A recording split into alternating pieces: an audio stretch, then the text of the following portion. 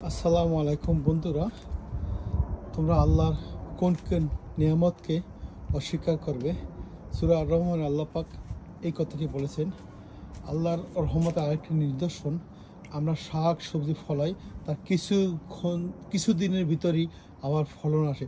ওই ফলন আবার আমরা খেয়ে থেকে আমরা ভিটামিন এবং আমাদের খাবারের চাহিদা পূরণ হয়। এটা আল্লাহর কত বড় নিয়ামত। এই নিয়ামত, এই king Edward potato, British white potato and onion, এগুলো আমি নিজ হাতে চাষ করছি আমার লন্ডনের বাসায়। এই যে আমার গাছ, এবং এই অল্প একটু আমি জমিতে চাষ করেছিলাম।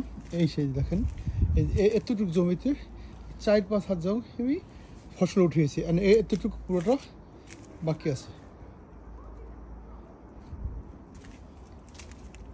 কেমন লাগলো ভিডিওটা জানাবেন।